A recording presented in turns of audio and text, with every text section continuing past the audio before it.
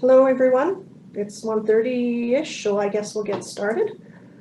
I just wanted to wish you a good afternoon and welcome to Module 4 of our 2021 election training. It's nice to see so much interest in this brand new part of the Local Authorities Election Act called third-party advertising. This will be the first time these rules will be applied during a general election, so I'm thinking this could be a bit of a learning curve for all of us. If a few of you could let us know through the chat box if you can hear me okay and see okay, that would be appreciated.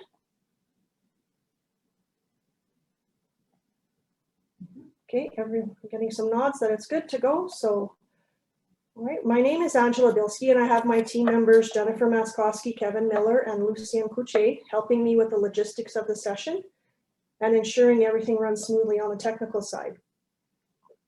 We are also fortunate to have Pamela Renwick and Steve Kay and Blair Edel from Elections Alberta joining us today. Although they won't have a formal presentation as part of today's session, they will be standing by to answer any questions you might have about the enforcement of the Part 8 provisions or other questions about the Senate election and referendum votes that will take place in conjunction with the municipal elections. And as always, we ask you please keep your microphone muted and your webcam turned off. That should help with the quality of the presentation, limit the interruptions. And please be aware we are recording the session for the purpose of posting it online. Okay, so the next slide shows where we're at in our schedule for election training. We're slowly but steadily working through the election training modules, and the tentative plan is to complete the rest of them by the end of June. Our timeline may still be subject to change, but we are doing our best to make sure you will get the appropriate training and resources you need at the appropriate time.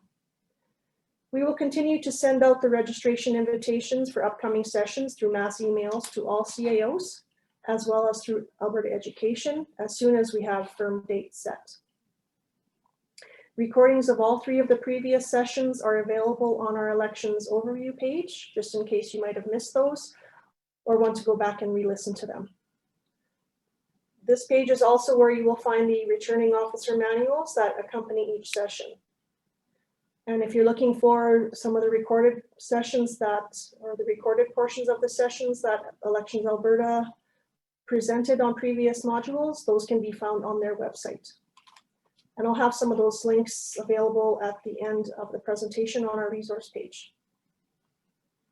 Just a quick note for those of you who had experienced technical issues with the election checklist and calendar in the Excel format, we have rectified this by adding PDF versions of these resources.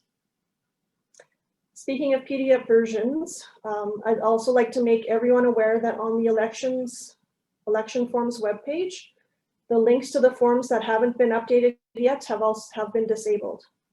If you need one of these forms, you can go to the forms regulation on the Queen's Printer website and use the wording provided to create your own forms in a Word document.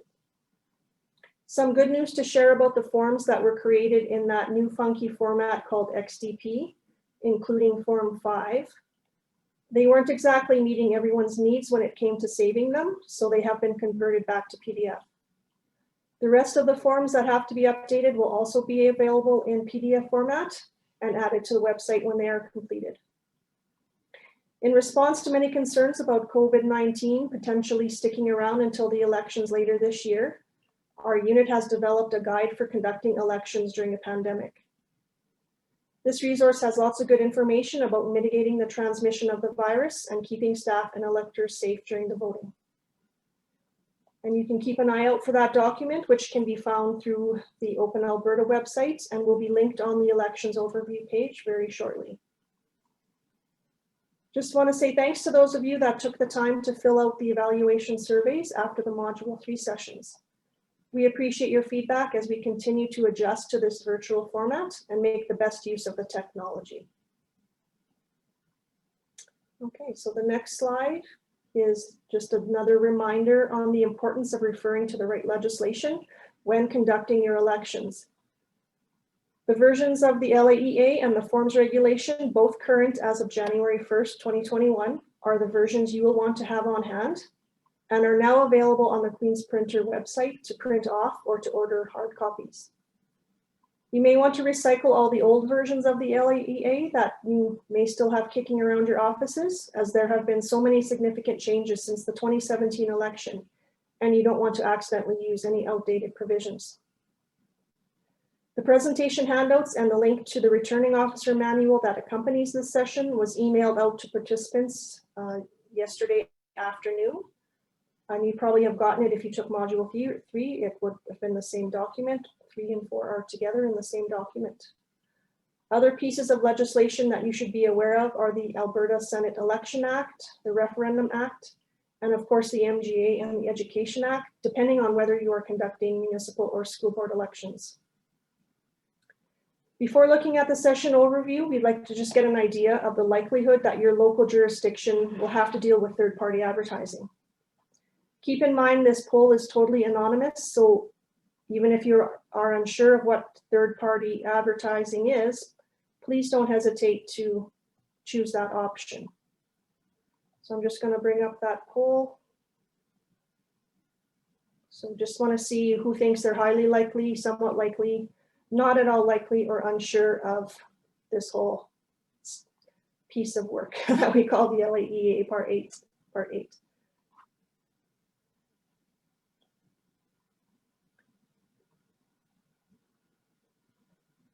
Okay, I'll just give people another few seconds. Looks like most people are either unsure or not at all likely to be dealing with this.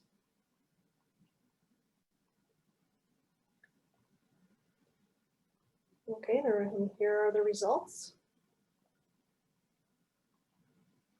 So that shows only about 20% think that they're going to be putting this legislation into application, and the rest probably not. But so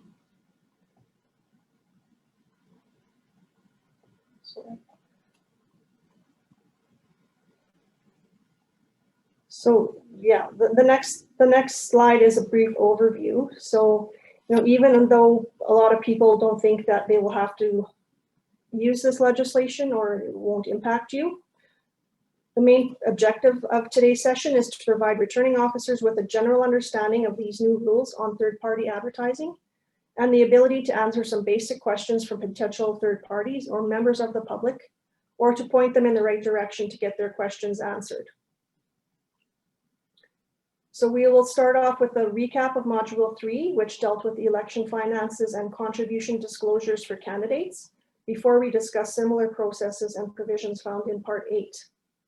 Then I've divided the session into 4 main sections, starting with descriptions of third parties and election advertising. This will be followed by a discussion of the registration process, how advertising expenses and contributions are defined and valued, disclosure requirements, and ending with what steps need to be taken following the election. Each of these sections will not only discuss the rules third parties must follow, but will also focus on how local jurisdictions will be impacted by these requirements. We will also test your understanding of some of the main concepts by asking questions using the poll function. We heard back that many of you enjoy and appreciate these poll questions, so hopefully they will keep everyone interested and engaged during the session. You can give yourself 50 bonus points for each of these questions you answer correctly. And the person with the most bonus points at the end of the presentation will be the lucky winner of a free registration to the Module 5 session. Something to look forward to. As with previous sessions, you are welcome to ask questions as we go through the session by using the chat function, and we will answer as many as we can to the best of our ability at the end of the presentation. We may need to take a short break before we get into the questions, since we don't have a presentation from Elections Alberta. So we might need a few minutes to get prepared for that question period, but we'll see how that goes depending on what kind of questions we get in. All right, so a recap of Module 3. So I just wanted to take a few minutes to summarize what was covered in Module 3 as the rules for candidates in Part 5.1 of the LAEA closely resemble the rules for third-party advertisers that are found in Part 8. But please keep in mind that the campaigns of candidates and the advertising campaigns of third parties must be done independently and separately. You're going to hear that from me quite a bit throughout this session, but it's just important to keep that in mind. Those are two entirely different things. So this table summarizes the main points Jennifer covered during the last session earlier this month. Part 5.1 governs the election finances and contributions disclosure of candidates for municipal councils and school boards. It sets out that only individuals ordinarily resident in Alberta can contribute up to $5,000 per candidate to as many candidates as they want to during the campaign period. And this period runs from January 1st to December 31st in the year of a general election. Even though the minister has the authority to set a limit on campaign expenses, he has not done so for the 2021 election. That means candidates can spend as much as they deem appropriate on their campaigns. Regarding disclosure, candidates are required to file campaign disclosure statements, including the names and addresses of donors whose contributions exceed $50. These forms must be made available for viewing at the municipal office during regular business hours. These disclosure statements are now required from all candidates. Even if a candidate was fully self-funded, spent no money on their campaign, was not the successful candidate for any office, or withdrew at some time during the campaign period. So the word all is the key word in that statement. And we heard some of you did not like the word all, but that's the change that was made to the legislation. So financial disclosure statements are required from all candidates, even if the statements will show all zeros. Surplus amounts from a campaign period can no longer be carried over to the next general election, and candidates have to deal with any surplus amounts of $1,000 or more by donating them to a registered charity. Then we had Steve from Elections Alberta explaining how to make a complaint to the election commissioner and discussed that office's role in enforcing the provisions in Part 5.1, including filing requirements, contribution limits, and ineligible contributors. After we go through the presentation on third-party advertising, I will provide a side-by-side comparison of both of these parts to show the important similarities and differences between these rules. This comparison kind of helps me keep both parts straight in my own head, so I hope you will find some benefit to your own understanding as well. Okay, the next slide, we get into talking about what is a third party. But just before I get into that, I just want to back it up a little bit and talk about, for anyone wondering why these rules were added to the LAEA, I'm going to provide a little bit of background. Prior to 2018, third-party advertising was not regulated for municipal council and school board elections. Those who wanted to advertise or distribute materials supporting or opposing a candidate did not have to identify themselves, were able to spend unlimited amounts of money, and did not have to report their advertising or financial activities to anyone. During public consultation that took place on the LAEA in 2018, 67% of respondents strongly agreed that amendments to the Act should include restrictions on third-party advertisers. As such, recent changes to the LAEA created a framework of rules for third-party advertising. Part 8 provides information about who can register to be a third-party advertiser, what registration allows them to do, and the rules they must follow. The rules for contributions, receiving and handling of funds, as well as disclosure for third parties, somewhat parallel the rules that apply to municipal and school board candidates, and also parallel requirements set out for provincial campaigns where possible. Third-party advertising rules create accountability and transparency by requiring third-party advertisers to record and disclose detailed information about their advertising and financial activities. This includes information on advertising contributions and third-party advertising expenses. So in other words, third-party advertising rules ensure that Albertans are aware of who is paying for and placing election advertising. So that brings us to the question, who are third-party advertisers? We have probably all heard the term third party used in many other contexts, such as third party contractors and suppliers and third party liability. The very broad definition of a third party is an entity who is not one of the main parties directly involved in a situation or an arrangement, but is still involved in some minor way. In the context of Part 8 of the LAEA, a third party is defined as an individual, corporation, or group, but does not include a candidate. A group can include an unincorporated group of individuals or corporations acting together for a common purpose, and includes a trade union and an employee organization, or any combination of individuals, corporations, trade unions, or employee organizations. Done separately and independently from the election campaign of any candidate, third parties can try to persuade voters to vote in a certain way by engaging in election advertising that promotes or opposes the election of a candidate. This leads us to a discussion on how the LAEA defines election advertising, as this definition is critical to determining how and when the provisions in Part 8 apply. All right, hopefully everyone's doing okay. I'm going the right speed, not too slow or too fast. There's a lot in this module, but we're gonna do our best to get through it. Okay, so the next slide is what is election advertising? And like I said, it's very significant to this part, the definition of this term, and includes several components.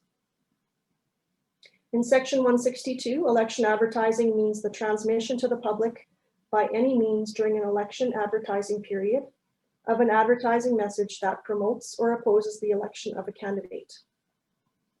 So that first part of this definition is extremely broad and can include transmitting messages through advertisements on a wide variety of media, including television and radio broadcasts, print advertising through newspapers, magazines, brochures, or flyers, outdoor advertisements such as signs, posters, and billboards, and that pesky electronic advertising that is always lurking on our favorite websites, social media platforms, and the many apps on our cell phones we have come to rely on.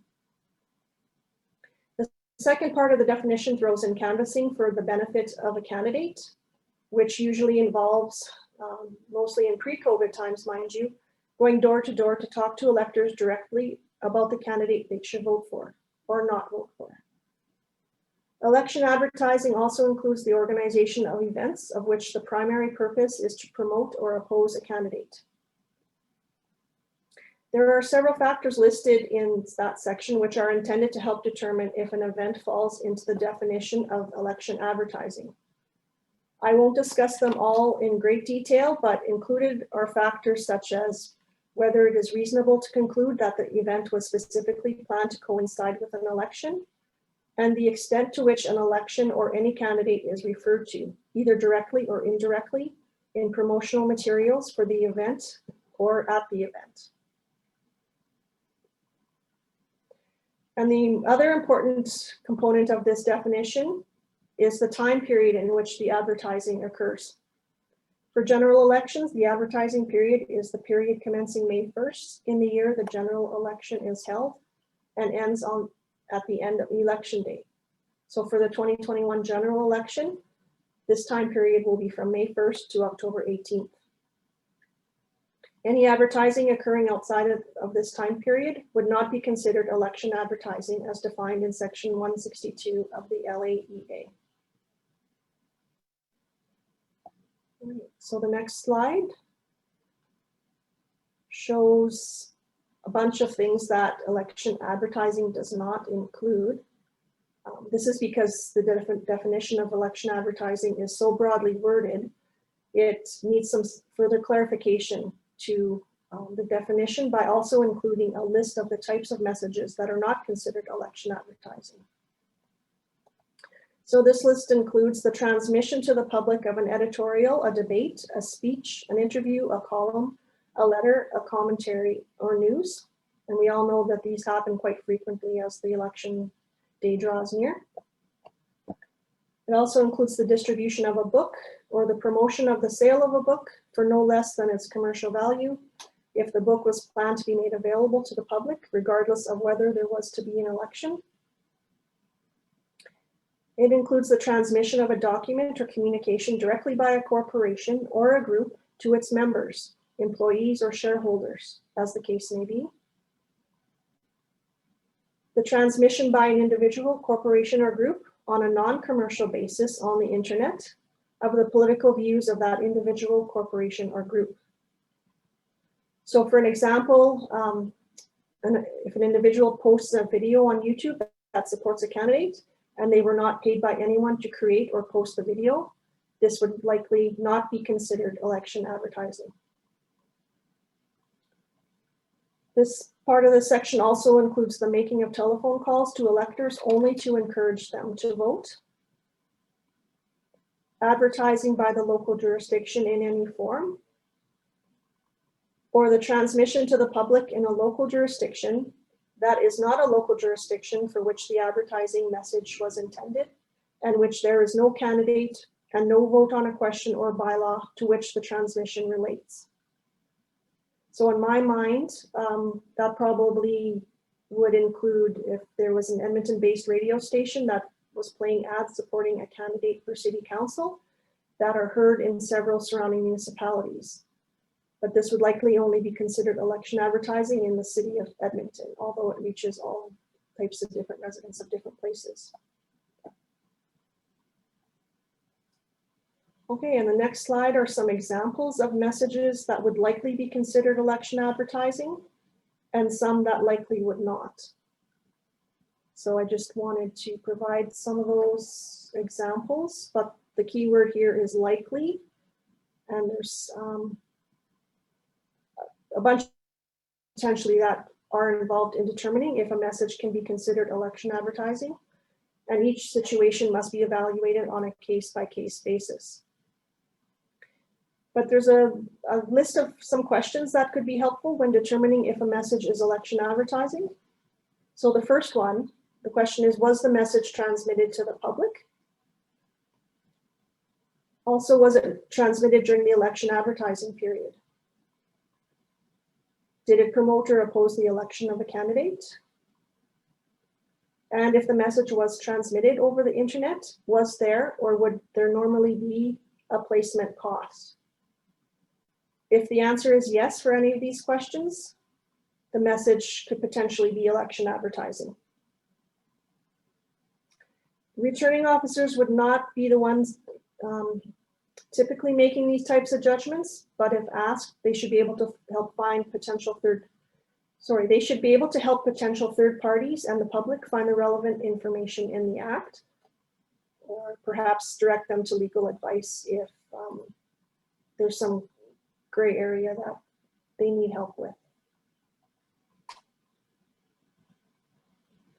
Okay, the next section we're going to cover is the registration of third parties that want to engage in election advertising. Only those third parties who have registered can spend money on election advertising. So these next few slides describe when registration is required, which third parties are not considered eligible to register, and the steps involved in this process. So section 163 is a fairly lengthy and involved section of the LAEA and sets out that a third party wishing to engage in election advertising in a local jurisdiction must apply for registration when it has occurred or plans to incur expenses of at least $1,000 for election advertising, or it has accepted or plans to accept at least $1,000 in advertising contributions. So this $1,000 threshold for expenses and contributions will not impose any requirements on third parties who might want to support or oppose a candidate by spending a minor amount of money on a newspaper ad or on putting some posters up on the bulletin boards around town. As discussed in the last few slides, people that will be posting freely on social media to support or oppose a candidate will likely not be subject to the provisions in Part 8. So that's something you might see a lot of during these next few months, but only certain people will be subject to the rules of Part 8. So a third party can only advertise to voters in the local jurisdiction in which they are registered. There is no limit on the number of local jurisdictions in which a third party can register.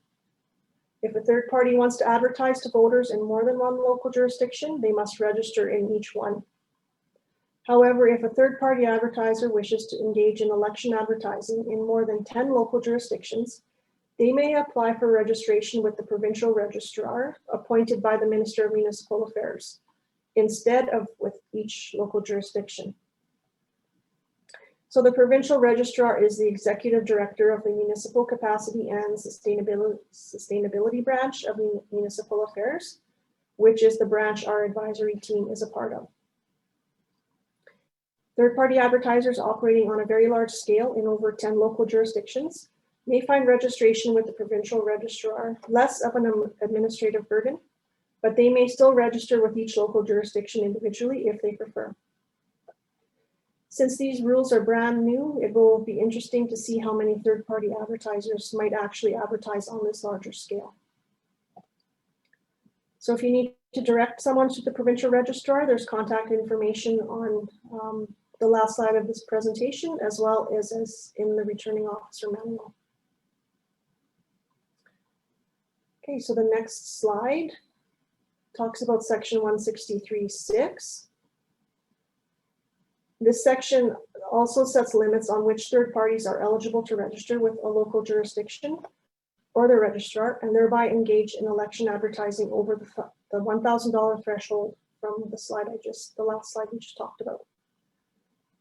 So entities considered ineligible for registration include an individual who does not ordinarily reside in Alberta, a corporation that does not carry out business in Alberta, a trade union or employee organization that is not an Alberta trade union or Alberta employee organization, a group where any member of the group is ineligible under the first three clauses I just mentioned, a registered charity as defined in the Income Tax Act, and a prohibited corporation as defined in the Election Finances and Contribution Disclosure Act, or the EFCDA for short. So some examples of corporations that are prohibited under this act include municipalities, Métis settlements, school boards under the Education Act, publicly funded corporations, and certain post-secondary institutions, but a complete list can be found in section 1 of the EFCDA. Okay, so the next slide, we're going to talk about what is required of third-party advertisers who wish to register. Section 178 requires that a chief financial officer be appointed and named on each application for registration. A separate advertising account must be opened at a financial institution for the purpose of accepting advertising contributions and for the payment of advertising expenses in relation to election advertising, which I will get into a bit more detail in a few minutes. An application for registration must be completed in the prescribed form, which is Form 27, and must include the name and contact information of the individual, if the third party is an individual, of the corporation and the officer who has signing authority for it, if the third party is a corporation, or of the group and of the principal or officers / members, if the third party is a group. Form 27 must also include an Alberta address where records are kept and communications can be addressed, the name and contact information of the third party's appointed chief financial officer, the name and address of the financial institution to be used by the third party for its advertising account, the names of the signing authorities for the advertising account, and if the third party has a governing body, a copy of the resolution passed by the governing body authorizing the third party to incur election advertising expenses must be included with the registration. If any of the information required on Form 27 changes after it's submitted, the third party must notify the local jurisdiction or registrar in writing within 30 days. This notification can be sent by fax or email. So the next slide looks at the registration process from the perspective of local jurisdictions. And again, the responsibilities of the registrar, the provincial registrar, will be the same as those of local jurisdictions for the third parties that choose to register provincially. Applications for registration through Form 27 must be accepted and reviewed for completeness. If any required information is missing or incomplete, the local jurisdiction should notify the applicant that more information needs to be submitted before the application can be approved. Local jurisdictions must ensure the applicants meet all the registration requirements of Section 163, including that they not be one of the entities considered ineligible to register, as discussed in an earlier slide, so such as a non-Alberta resident, corporation, or group. They must also determine whether the name or the abbreviation of the name of the applicant merely resembles the name or abbreviation of the name or a nickname of a candidate that is active anywhere in that local jurisdiction, so that confusion is likely.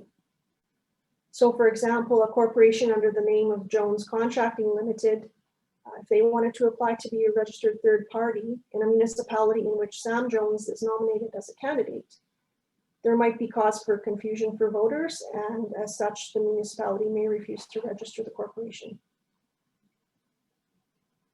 Another item to check for the review process is whether the proposed name was the name of a registered third party whose registration was canceled or whose name was changed since the last election.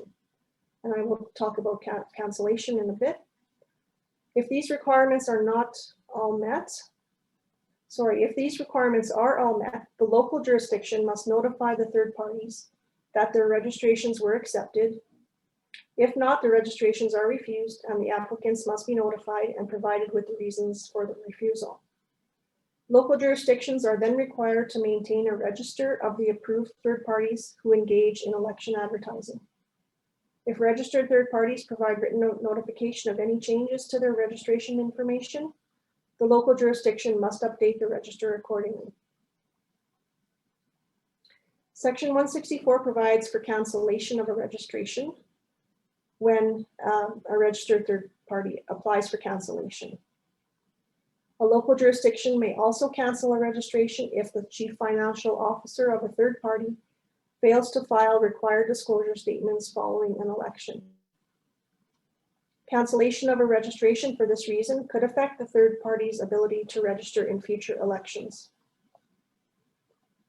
This section also addresses how funds in the advertising account must be dealt with and which reports must still be filed after cancellation. And I'll talk a little bit more about this later on. If it comes to the attention of a local jurisdiction that a third party is required to register but has failed to do so, the matter must be forwarded to the election commissioner under Section 205. Okay, so with that, I will bring up a poll question.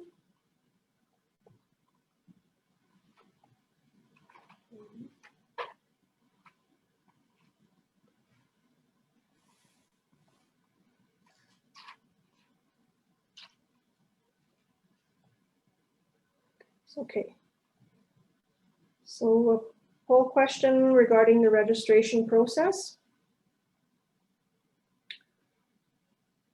So Janice wants to place a full-page newspaper ad in her local newspaper that opposes an incumbent on village council. The ad will cost $400. When does she have to register with the village as a third-party advertiser?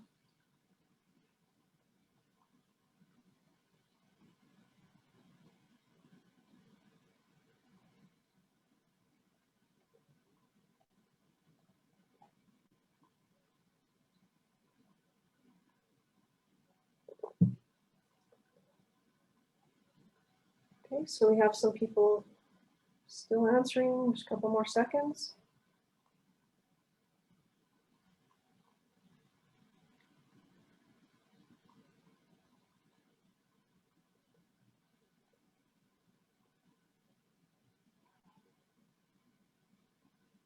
Okay, so in this case, since she did not meet that $1,000 threshold for the cost of the ad, there's no requirement for her to register.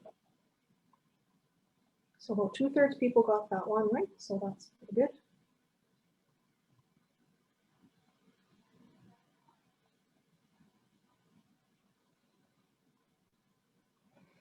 All right, so moving on to advertising and contributions, expenses and contributions. So Expenses and contributions are usually necessary for third parties to get their messages out to the public. And again, these provisions are very similar to the provisions for candidates in Part 5.1. So we have a definition of an advertising expense in section 162 of the LAEA, and it includes two components. So the first is the production of an election advertising message in the format in which the message is to be transmitted. So these would be the costs of producing a TV or radio ad, designing a print ad for the newspaper, or an electronic ad to pop up on Facebook, for instance.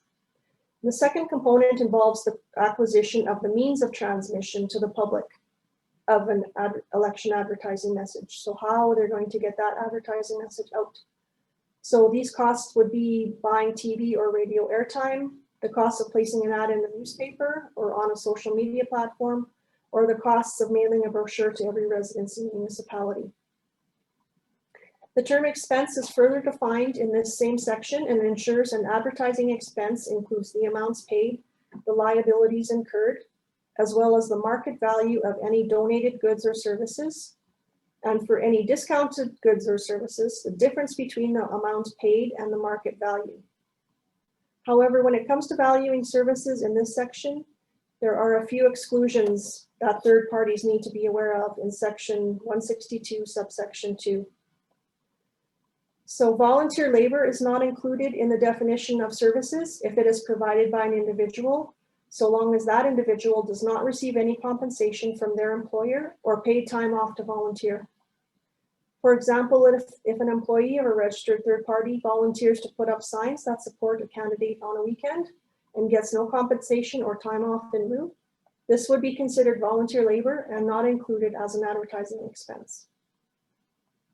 This section also addresses professional services provided free of charge for work relating to compliance with the LAEA or the services of a chief financial officer provided free of charge relating to those legislative duties.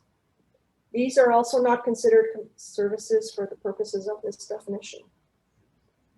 Also not included are services that a third party provides in support of its own campaign. Are you asking me? I'm talking to you. I'm talking to you. Did you call me?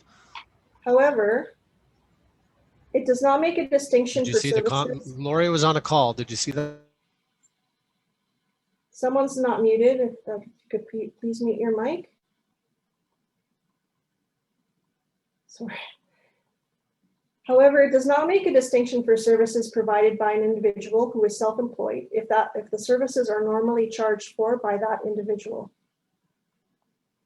For example, if a self-employed graphic designer works on an election ad for a registered third party without charging for it because they are friends, that work must be valued at their regular hourly rate and can't be considered volunteer labor.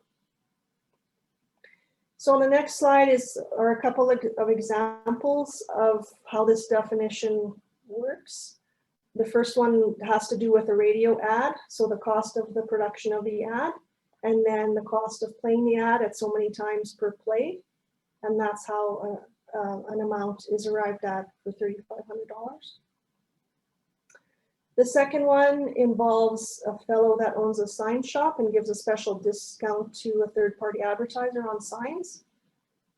These signs would normally cost $1,500, but the third-party advertiser is only charged $1,000. So the actual expense that should be recorded is still $1,500 because you add together the amount paid plus the difference between the market value and the amount paid. So the market value of those signs has to be recorded as an expense. So hopefully those examples make it a little bit more clear.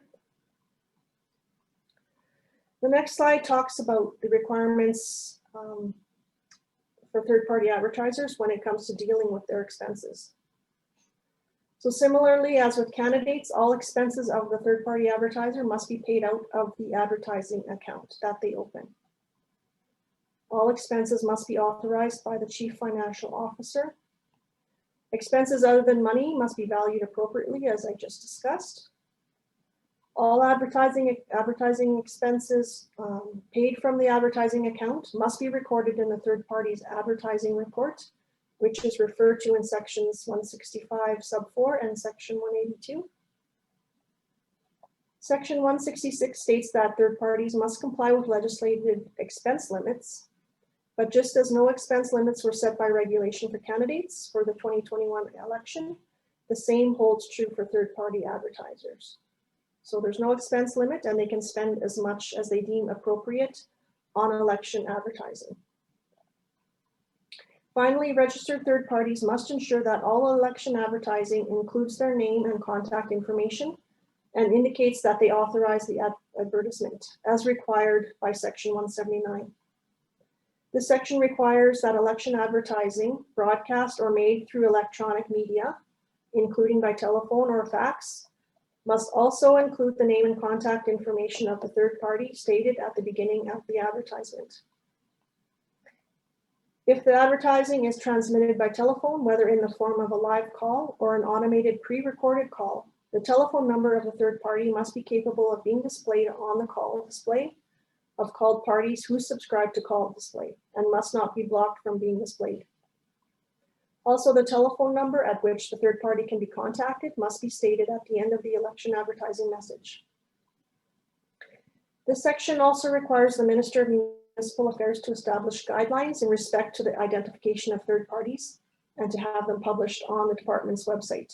And that's something we're currently working on, and hopefully we'll be getting them posted to our website fairly soon. But if anyone is interested in getting an idea of what those guidelines will look like, there's a pretty good chance they are very similar to the guidelines located on the Elections Alberta website for their provincial third-party advertisers. All right, the next slide just has a couple of responsibilities for local jurisdictions when it comes to advertising. So local jurisdiction could make the registered third parties aware of the minister's guidelines for identification, perhaps by providing a link on their websites.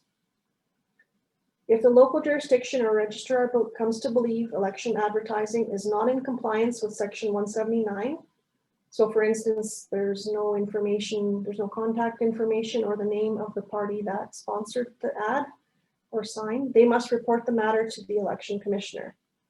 Based on the outcome of the commissioner's investigation, the local authority has the responsibility to decide whether they will cause the advertising to be removed or discontinued. This section also removes the liability for trespass or damage for someone acting on the local jurisdiction's behalf to remove election advertising in the form of a sign or a poster that does not comply with the identification requirements.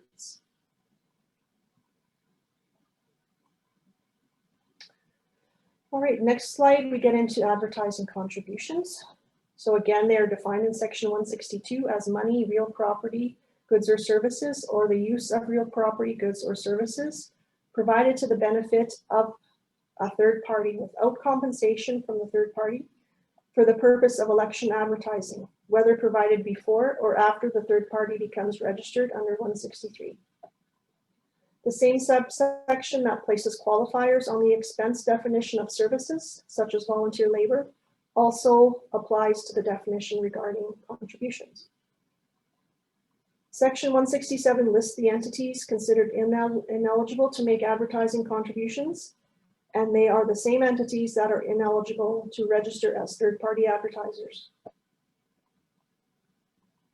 Another section, 167 2.1, now adds a limit on contributions to registered third-party advertisers. This limit was added by the most recent amendment to the LAEA, which was Bill 45. I believe it was in September that one went through. It states that no individual, corporation, trade union, or employee organization shall make advertising contributions to any third party during an election advertising period that exceed in the aggregate $30,000. In other words, a given contributor will be able to provide no more than $30,000 in total to third-party advertisers per election advertising period. Next slide, I have a couple more examples of contributions. So in the first one, a pair of Oilers tickets is donated to a silent auction. That's going to be put forward, put toward election advertising of a third-party advertiser. And the tickets are valued at $300. and they get a bid of $400. So the lady that has the highest bid writes a check for that amount, who has made a contribution and for how much. So the fellow that donated the tickets has made a contribution of $300, so that's the market value. And the gal that bought those tickets has made a contribution of $100, which is the excess of her bid over the market value. And they would get receipts normally, and I'll talk about that in a minute. And going back to the fellow that owns the sign shop that sold the signs for $500 less than what they are valued at, that would be considered a contribution of $500. And just another note on these examples, all of these three people in these examples would have to be eligible. They have to be residents of Alberta to be eligible to make contributions to these functions or to these third-party advertisers. So hopefully that makes it clear. All right, the next slide is just a list of the requirements that third parties must follow for this one. And again, advertising campaigns of candidates and third parties must be done separately and independently. And if they're working together, this would be considered collusion between candidates and third parties and would contravene Section 166 of the LAEA. As well, Section 176 addresses the acceptance of contributions not actually belonging to or contributions that are furnished to the contributor. So the people that give the money have to be the people that it came from. If a third party becomes aware that they have received any contribution contrary to these provisions, they must advise the local jurisdiction or registrar and then return the contribution within 30 days in accordance with their direction. Section 168 makes any money paid by a third party from its own funds for election advertising an advertising contribution of the third party. So in other words, that contribution limit I just mentioned of $30,000 applies to third parties as well as to all other donors. Third parties must issue receipts for every advertising contribution they receive, including contributions of goods, services, or real property, and all contributions must be deposited into the advertising account. When a third party converts an advertising contribution of goods, services, or real property into money, like when the Oilers tickets were sold, that amount must also be paid into the appropriate advertising account. Without going into great detail on this, Section 170 lists additional rules for contributions from groups. This section addresses when advertising contributions may be attributed to the group as a whole or to its individual members. Third parties must be aware of these requirements if they are accepting contributions from groups, especially such as trade unions and employee organizations. Much like candidates, Section 174 allows third parties to borrow money from financial institutions and to report their loans to the local jurisdiction. Any loan payments made by an individual, corporation, or group are considered advertising contributions unless the third party reimburses them prior to the deadline for filing the required disclosures. In Module 3, Jennifer talked about candidates holding fundraising events and how the value of advertising contributions are determined if tickets to the event are sold. So I'm not going to go over that again, just let you know the returning officer manual includes a section on fundraising events on page 11 and shows some examples of the different options to determine the contribution portion based on the price of the ticket. These rules apply to the fundraising events of third parties as well. The gross income from these events must be recorded by the Chief Financial Officer, and all contribution limits and restrictions on eligible contributors apply to those who purchase tickets to these events. So you can't have people from the other side of Canada buying tickets to your fundraising event. They would not be eligible. Section 173 allows for collections of money at meetings held on behalf of or in relation to the affairs of a third party, otherwise known as pass the hat collections. Individual amounts collected of $50 or less shall not be considered advertising contributions of identifiable individuals, but the Chief Financial Officer must record the aggregate amount received. Section 175 addresses anonymous contributions and does not allow a third party to use or expend them if they exceed $50.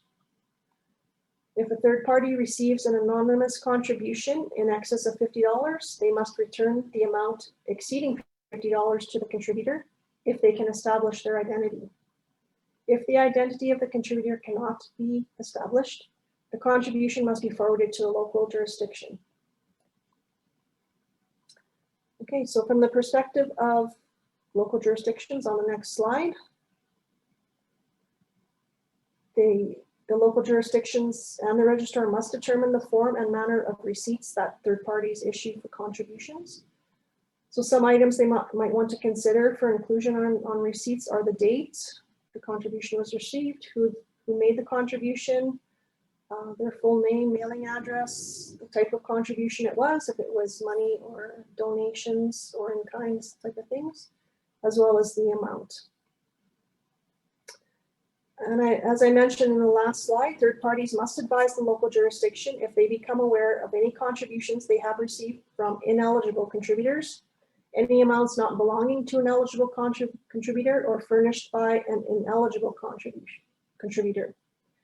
The local jurisdiction must provide direction on the return of the contributions made contrary to Part 8. Regarding anonymous contributions over $50, any funds the local jurisdiction receives from the third party that accepted them without knowing the donor's identity must be paid into its general revenue account of the local jurisdiction.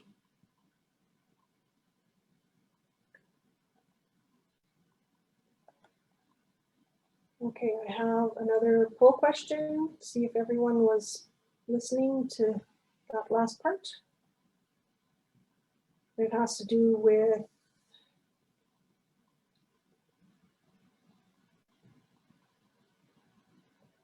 contribution limits. So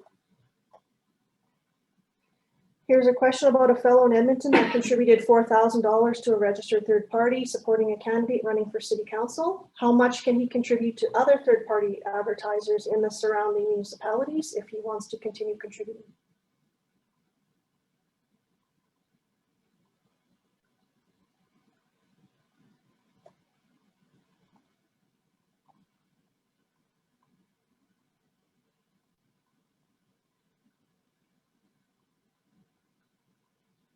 Just give you a few more seconds to put your answer in.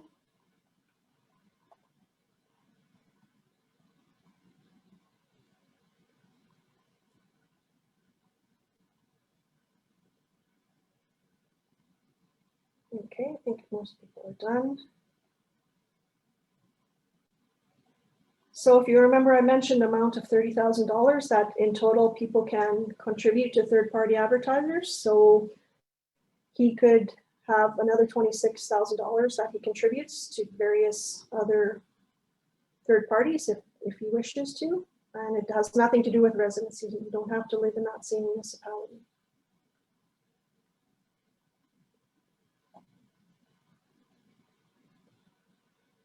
Okay, so we're going to go on to the last section talking about disclosure and post-election.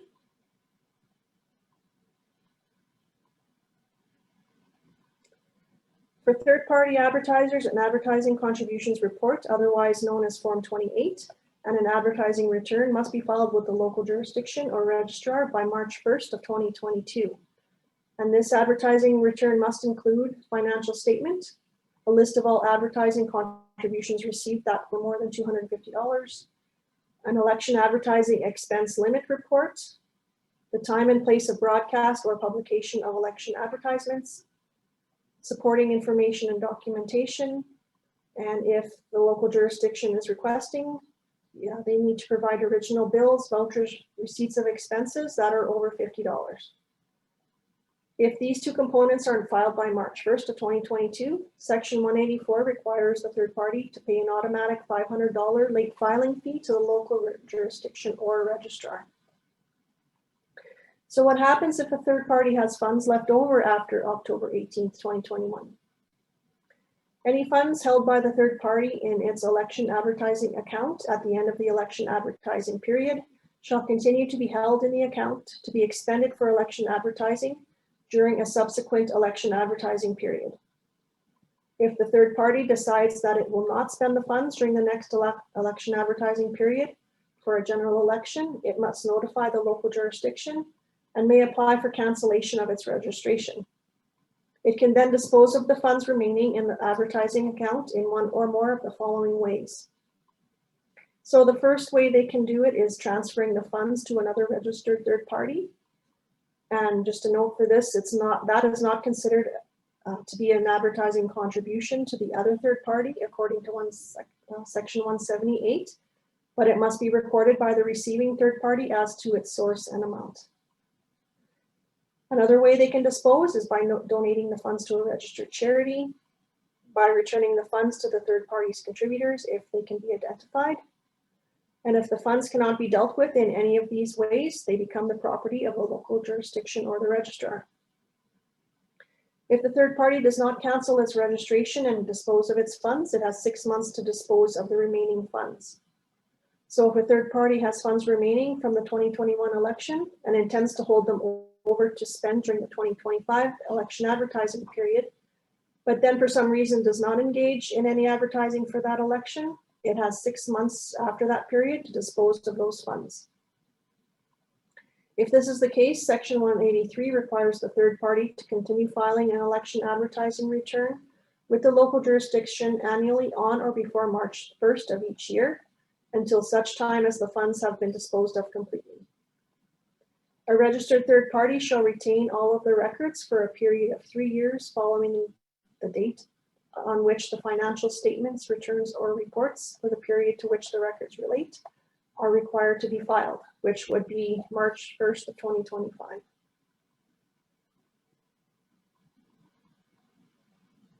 Okay, now turning to the perspective of local jurisdictions for disclosure.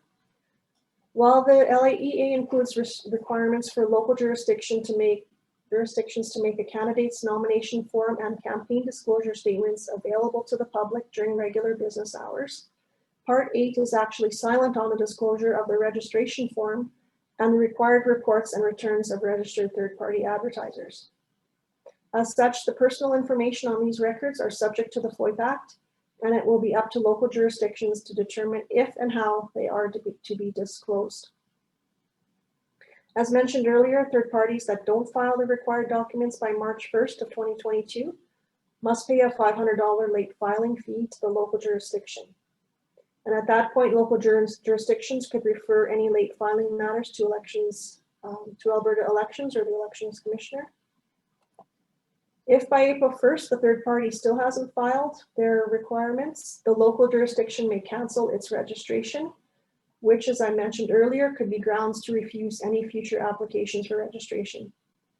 If the late filing fee is not paid by April 1st, a notification could be sent to the offending third parties, and a copy of this notice may be filed with the Court of Queen's Bench.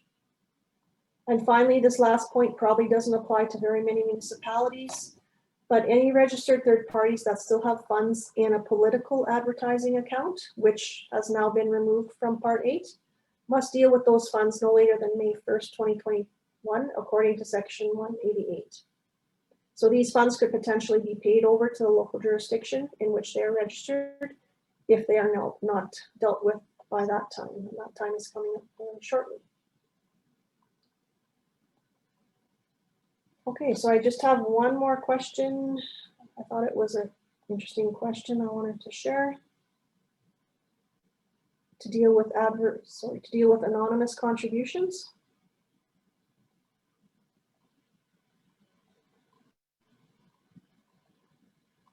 So if a third party calls the municipality in which they are registered to advise that an envelope containing $75 in cash was left under their office door, and they have no way of knowing who the donor was. So you as a local jurisdiction, what direction would you provide?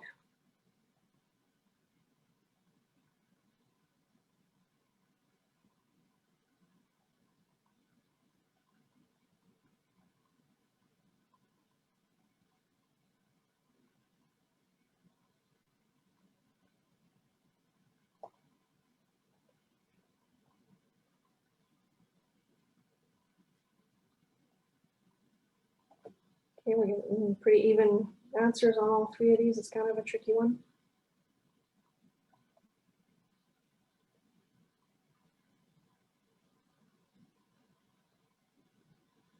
Okay.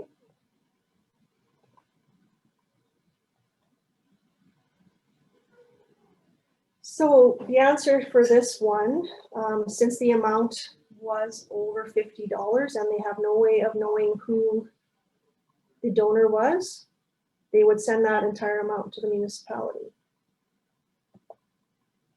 That was a little bit of a tricky one that I thought was interesting.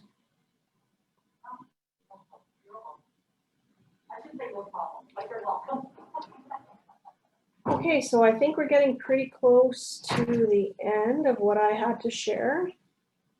The next slide is kind of a side-by-side comparison of parts 5.1 and 8. And again, I'm going to say this maybe for the fourth or fifth time. The campaigns of candidates and third-party advertisers cannot work together on advertising campaigns. And that would be a contravention of Part 8. And people might want to call Elections Alberta to investigate if they are aware of that happening, as it is considered collusion or contravention of any types of advertising contribution limits. So yeah, that it just breaks down all those topics I mentioned earlier on. So hopefully, coming to the end, if you know, even if you're thinking you're not going to be dealing with this in any great level, hopefully you have some sort of basic understanding of this part of the Act and how those rules will apply.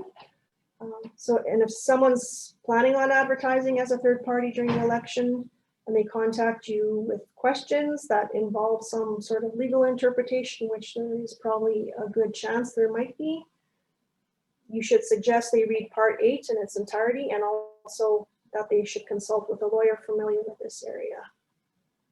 There's going to be maybe some gray areas again that people are not quite sure if they apply or not. So this might be required. This might be necessary for this first election, in which these rules apply.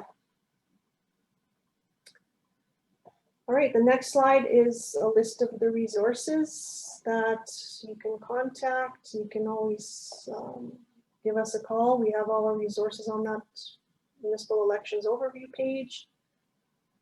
There's also Alberta Education's contact information, as well as the election commissioner's office, as well as our provincial registrar if you need to direct someone to our offices. Okay, so I'm not sure how many questions have come in. There's a couple questions that we're going to answer as best as we can. Okay, I think we have had a few minutes to look at these questions briefly. I'm hoping Pamela and Steve, if they have any answers to some of these questions, can provide those for us as well. There might be a few that they might be able to field.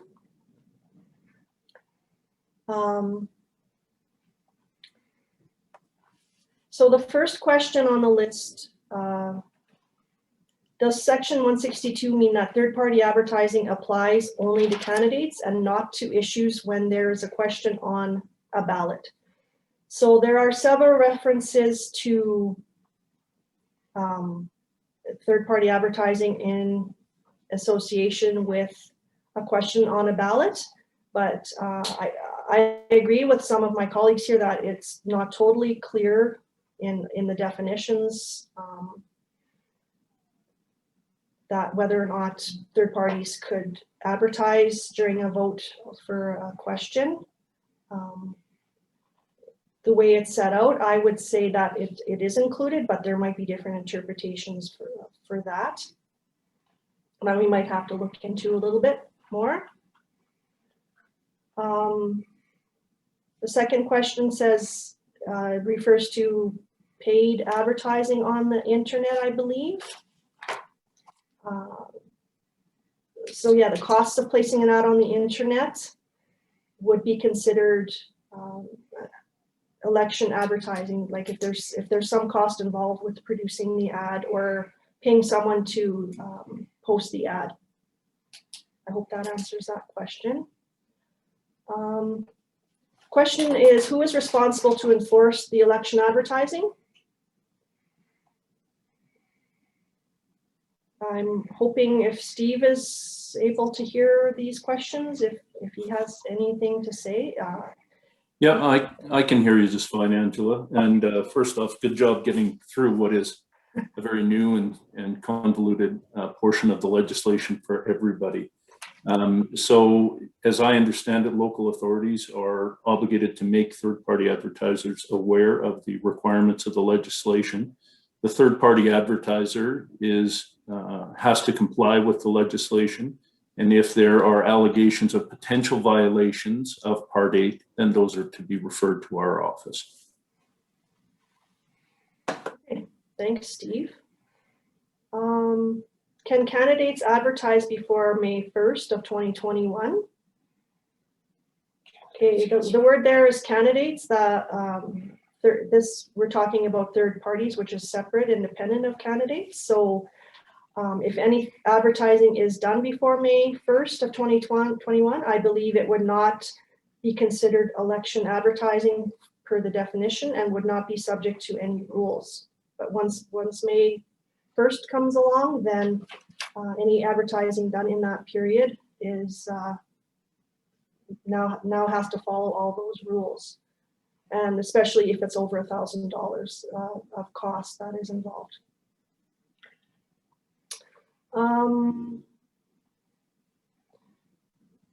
There's another one. We have several questions here, and a lot of them are quite involved. I'm not sure we can get to all of them today. There's a question: how are we as returning officers to know if a candidate is using a third-party advertiser if they do not file the correct papers? Is it their responsibility to do this, or is it the returning officer's job to make sure they file these papers? So I think, as Steve said, if a returning officer is aware of any kind of contravention in terms of registration, those matters can be referred to their office to look into, and perhaps returning officers won't always become aware of certain situations that might need to be investigated. There's another question I just wanted to address. It talks about, didn't the last slide say there was no limit? So I just want to clarify that there is no expense limit for third-party advertisers, but there is a contribution limit for people that contribute to third parties for advertising. So the contribution limit for donors or for contributors is $30,000 in total. So the total amount they can contribute, and I did have a question on this, which we didn't have time to get to, but the total amount they can contribute to various third-party advertisers must not exceed $30,000, which is different than the expense limit of what a third party spends on advertising. Hopefully that cleared that up a little bit. There's also a question about GoFundMe accounts, and I believe those have to follow all the rules for contributions. That it has to be clear who those funds are coming from, and that they are eligible. If Steve has anything further to that, I would appreciate that, but I think that's the case. I think it's a form of fundraising as well. Right.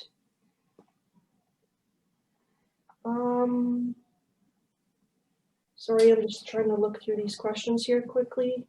Angela, if I can just jump in here really quick. Conversations about candidates engaging with third parties. Section 166, specifically subsection 2, refers to candidates colluding with third parties where the nature of the conversation is to attempt to circumvent or circumvent a contribution limit or an expense limit. So I think folks should be alive to that particular section as well and maybe give that a read. All right. Yeah, thanks, Steve. The intention is, yes, candidates are not to be working with third-party advertisers to advertise certain things. They have to be done separately and independently, for sure. There's a question: if canvassing is considered election advertising and volunteers perform all canvassing, does the third party have to put a dollar figure on the in-kind variety? So I did go through that a bit in the presentation. There are parameters for volunteers if they're not getting compensated for canvassing, or if they're not getting, say, paid time off in lieu for canvassing, or they're not canvassing during work hours of their employer that they're working for, then that would be considered a volunteer in-kind kind of. There wouldn't be a dollar figure placed on that volunteer labor if they're going door to door, for instance, in those circumstances. Hopefully that answers that question.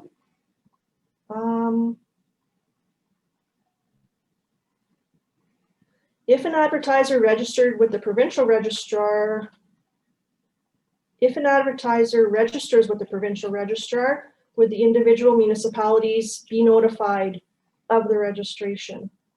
That's a good question. And we're working out this process, of course, because it's brand new. But I think that would be probably the once someone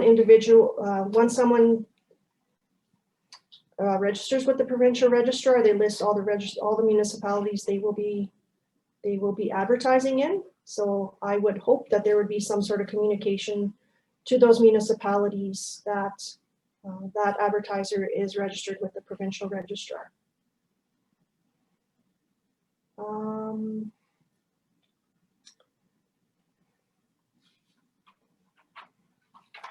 Sorry, just looking if there's any other ones that. A lot of them talk about kind of the enforcement piece. If someone is not following the rules, if third parties aren't following the rules, and returning officers believe there's some contravention, they are to report it to the election commissioner for investigation.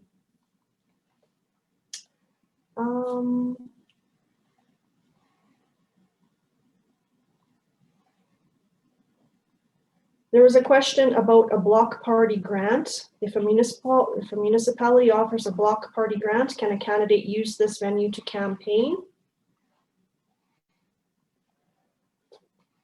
That's talking about candidates. I'm not sure if there's a third party piece in that, but I think we're going to have to look into that a little bit further and discuss it more and get back to whoever we know who. Okay, everyone hopefully is still sticking around for the questions part of our session. Thanks for submitting these questions. The first one is, does the definition of election advertising include advertising done to promote a point of view separate from any candidate, like an issue a group wants discussed? And I know that was once included in Part 8, but was removed in the latest amendments. So it's the definition just covers the support or opposition to a candidate. There might be some gray area there if you're supporting, if a candidate is directly tied to an issue, there might be some sort of questions on that. But as the definition reads, it's just supporting or opposing a candidate. And maybe, I'm not sure if folks from Election Alberta have any thing to add to that. I don't hear anything from that, so I'll go to the next one. If an advertiser is posting a newspaper article and paying for it opposing a candidate, which of the remaining candidates would claim the advertising revenue and cost? So as I mentioned, that the third party's campaign is totally separate from the campaigns of any candidates, and the third party would have to be reporting their expense for that newspaper ad if there was a cost. So that person is the third party, and none of the candidates can be involved in that type of campaign. The next one, if I pay over $1,000 for advertising in Edmonton, that Alberta should leave Canada, that is not directed toward any candidate for the Senate election, I am not covered by the prohibitions.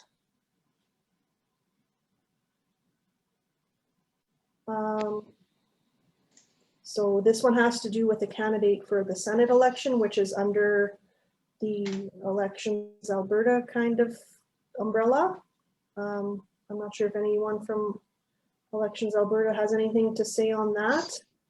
I can comment. So just keep in mind that today's session has to do with third-party advertisers under the Local Authorities Election Act. There are also third-party advertisers under Senate election and referendum, but the registration and dealing with the financial matters of those third-party advertisers is entirely within Elections Alberta's responsibilities. So municipalities will not be registering or dealing with that.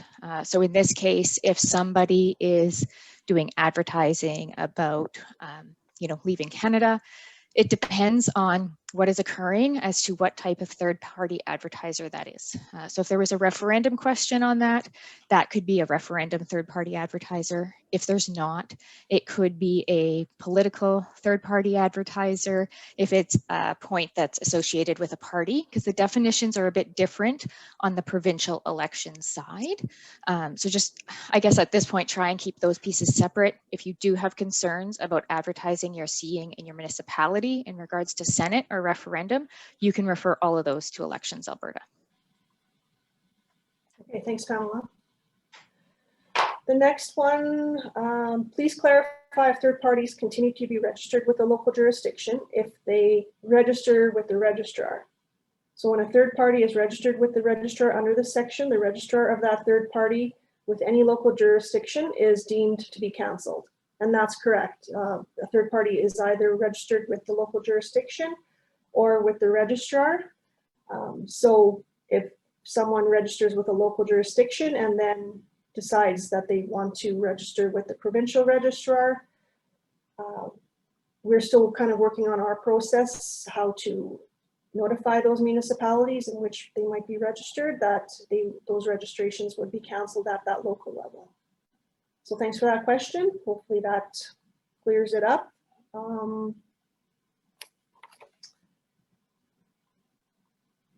I just have one more question. Who acts and makes decisions at the local jurisdiction?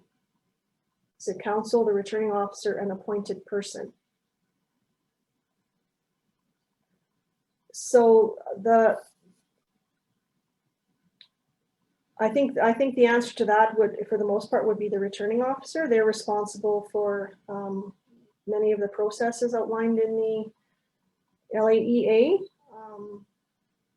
But I guess it would, if there's a number of third parties registered that they have to deal with for decisions, there might be a process set out by the local jurisdiction on how exactly those things are handled. I know that's not a totally direct question, but that's my thoughts on that one, unless someone else has any other thoughts.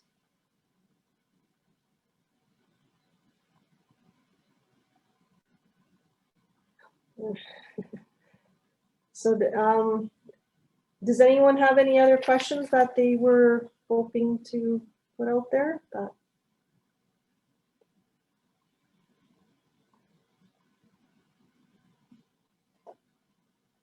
Okay. So on that note, I think we will just end off by thanking everyone for joining our session and for asking the questions. Again, we will have an evaluation survey sent out in the next day or two, and please provide any feedback you might have on the session. Also, like I had mentioned, we are recording this session, so it will be available, posted on our elections overview page on our website. And keep an eye out for Module 5, which will get into the greater detail of the Senate election and referendum votes. All that information is going to be of value for returning officers out there, because that's something people aren't used to dealing with, but this time around there's a lot to be aware of when it comes to those extra votes that you're going to be doing on behalf of the province. And that module is at the end of March, but you will be seeing, again, you'll be seeing some information sent out in a direct or a mass email directly to CAOs. So hopefully you'll be notified of that when that comes through. And if you have any questions that we didn't answer, we didn't get to, or if you wish to chat about anything else regarding elections, you're always welcome to give us a call on our main LGS email or our main line, 427-2225. And one of us would be happy to chat with you about any questions you might have. So I think we're done for this session. Thanks again for joining us. Hopefully everyone's enjoying the longer days and the warmer temperatures out there and staying safe. And we will see you next time. Thanks so much, everyone.